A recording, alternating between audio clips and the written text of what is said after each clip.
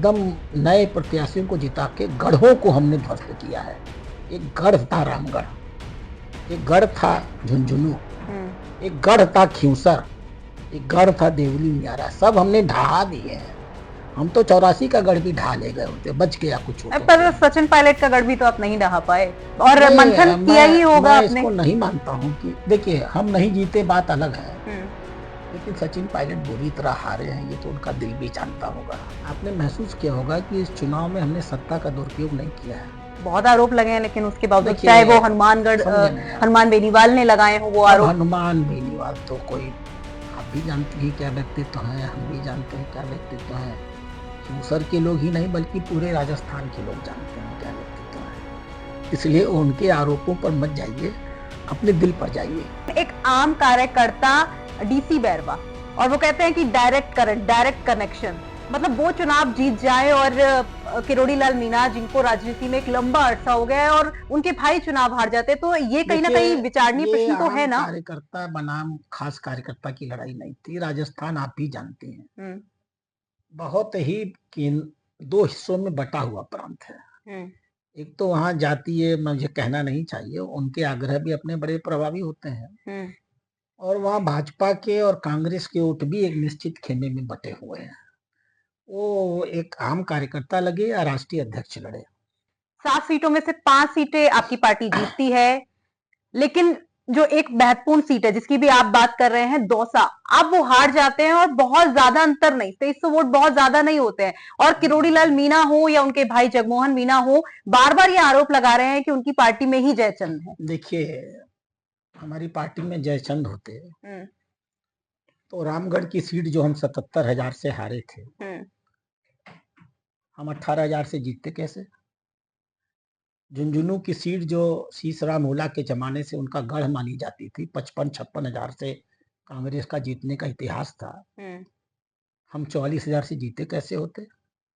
देवली उनियरा जो हम जल्दी कभी जीत नहीं पाते हैं, हमने ऐतिहासिक विजय कैसे पाई होती। सलम्बूर में हम आज कैसे जीत पाए होते। 84 जैसी विधानसभा जहां पिछले साल के चुनाव में हम 77,000 से हारे थे, ये चुनाव हम करीब 22,000 से हारे हैं। हार का हमारा अंतर इतना कम कैसे हुआ होता। तो मैं नहीं मानता हूं कि ये जो चुनाव हुआ था राजस्थान का, भारतीय जनता पार्टी के कार्यकर्ताओं के लिए एक आदर्शतम चुनाव था। मुख्यमंत्री से लेकर के वार्ड स्तर के कार्यकर्ता तक, सत्ता में बैठे हुए मंत्रियों से लेकर के भारतीय जनता पार्टी के पूर्व वरिष्ठ मंत्रियों तक, केंद्रीय मंत्रियों तक, और मदन राठौर जी के नेतृत्व में पार्टी के सारे पदाधिकारियों तक, मैं गर्व के साथ कह सकता हूं और मुझे इसकी संतुष्टि है कि हमारे कार्यकर्ताओं ने इस 7 सीटों के चुनाव में एक आदर्शतम और सर्वोत्तम सहयोग इस पार्टी को देने का काम किया। हम जीत के आए हैं। मैंने पहले भी कहा था, हम जौता की जीत को हार मानते ही नहीं, हम जीत के वहां भी आए हैं। कुछ कारण थे, 2000 वोट कम पड़ गए हैं, अगले पारी वो भी हम ठीक कर लेंगे, हमें उसमें कोई समस्या नहीं दिखती। दौसा की सीट एक भ्रम पैदा हुआ था, किसी व्यक्ति विशेष की सीट है, उस भ्रम को हम लोगों ने तोड़ दिया है। इसी पर मैं आ रही हूँ। चूंकि आपने ये बात कही कि आदर्शतम चुनाव था और उपचुनाव के लिहाज से देखें तो बीजेपी का प्रदर्शन बहुत अच्छा था, देखिए, लेकिन फिर भी महत्वपूर्ण सवाल ये है, आपने चूंकि आप एक जागरूक पत्रकार हैं, आपने महसूस किया होगा कि इस चुनाव में हमने सत्ता का दुरुपयोग नहीं किया है। बहुत आरोप लगे हैं, लेकिन उसके बावजूद चाहे वो हनुमानगढ़ हनुमान बेनीवाल ने लगाए हो वो आरोप। हनुमान बेनीवाल तो कोई, आप भी जानती हैं क्या व्यक्तित्व है, हम भी जानते हैं क्या व्यक्तित्व है। खिंवसर के लोग ही नहीं बल्कि पूरे राजस्थान के लोग जानते हैं क्या व्यक्तित्व है। इसलिए उनके आरोपों पर मत जाइए, अपने दिल पर जाइए, और आपका दिल इस बात को मानेगा कि हमने संगठन की ताकत पर और सुव्यवस्थित चुनाव प्रचार की प्रणाली पर बहुत कम खर्चे में अपने एकदम नए प्रत्याशियों को जिता के गढ़ों को हमने ध्वस्त किया है। एक गढ़ था रामगढ़, एक गढ़ था झुंझुनू, एक गढ़ था खिंवसर, एक गढ़ था देवली उनियारा, सब हमने ढहा दिए हैं।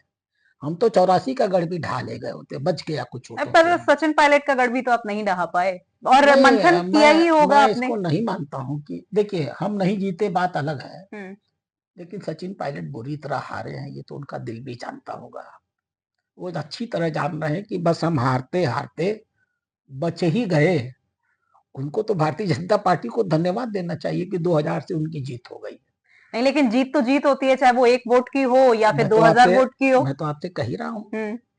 कि हमने उनको मेड़ पर पहुंचा दिया है, अगले पारी मेड़ से गिरा देंगे। नहीं, लेकिन एक आम कार्यकर्ता डीसी बैरवा, और वो कहते हैं कि डायरेक्ट करंट, डायरेक्ट कनेक्शन, मतलब वो चुनाव जीत जाए और किरोड़ी लाल मीणा जिनको राजनीति में एक लंबा अरसा हो गया है और उनके भाई चुनाव हार जाते, तो ये कहीं ना देखिए, कहीं विचारणीय ये प्रश्न तो है आम ना। कार्यकर्ता बनाम खास कार्यकर्ता की लड़ाई नहीं थी। राजस्थान आप भी जानते हैं, बहुत ही दो हिस्सों में बटा हुआ प्रांत है।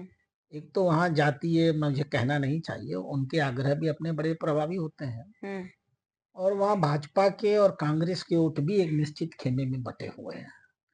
वो एक आम कार्यकर्ता लगे या राष्ट्रीय अध्यक्ष लड़े, मुझे इस बात की खुशी रहती है कि राजस्थान में मतदाताओं के अंदर भी वैचारिक प्रतिबद्धता रहती है। तो मैं उनको बैरवा की जीत मानूंगा ही नहीं। बैरवा साहब तो बस फ्लूक में बच गए हैं, समझे, अगली पारी नहीं बचेंगे। अच्छा ठीक है, लेकिन आप सचिन पायलट के खिलाफ इतने बयान क्यों देते हैं? जब शुरुआत में आप बीजेपी के प्रभारी बनकर आए, तब से लेकर के अब तक आप सचिन पायलट के पीछे पड़े हैं, लोग ऐसा कहते हैं। तो क्या करूं, प्रशंसा करूं? उनके पास प्रशंसा के लिए है क्या? 5 साल वसुंधरा, अरे क्या नाम है, अशोक गहलोत की सरकार रही, उनकी अपनी सरकार थी, उन्होंने किस दायित्व का निर्वहन किया है? अशोक गहलोत से पूछ लीजिए आप जा करके। और उसका फल उनको क्या मिला? उनका मंत्रिमंडल से उप मुख्यमंत्री का पद भी चला गया और प्रदेश अध्यक्ष का भी पद चला गया।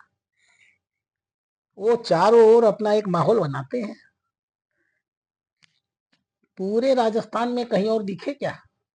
इतना बड़ा चुनाव हो रहा था, 7 विधानसभाएं थी, दौसा के अलावा कहीं दिखे? दायित्व नहीं था क्या?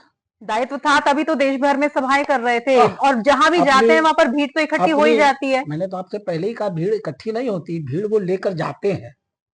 मैं आपको चुनौती देता हूँ, आप आर्टिफिशियल इंटेलिजेंस का प्रयोग करिए, आपको मालूम हो जाएगा कि जब वो चलते हैं तो भीड़ उनके साथ घर से निकलती है, जब वो लौटते हैं तो भीड़ उनके साथ घर से वापस आती है। लेकिन राजस्थान की भीड़, मान लीजिए आप जिस तरह से आप कह रहे हैं, तो अगर मैं एग्जाम्पल के तौर पर देखूं तो राजस्थान की भीड़ केरल तो नहीं जा सकती ना, हिमाचल तो नहीं जा सकती ना। आपसे किसने कह दिया?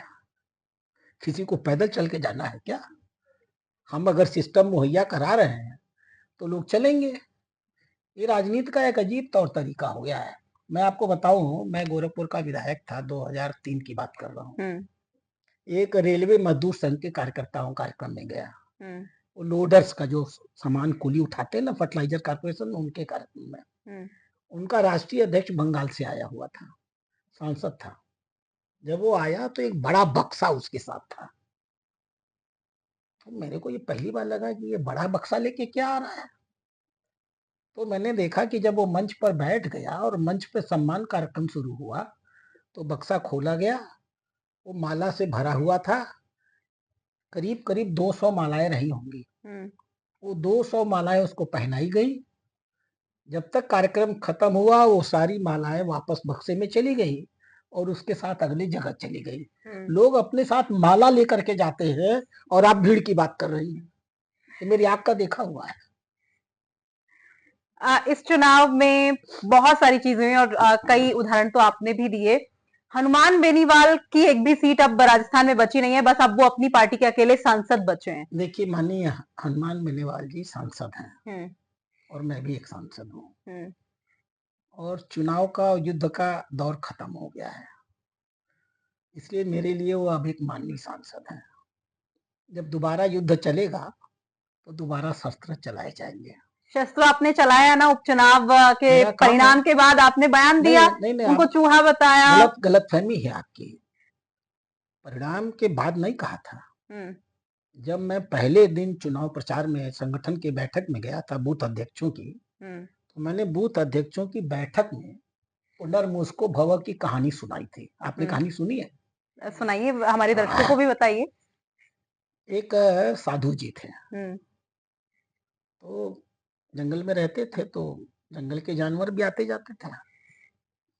तो उन्होंने एक चूहा उनके पास आया।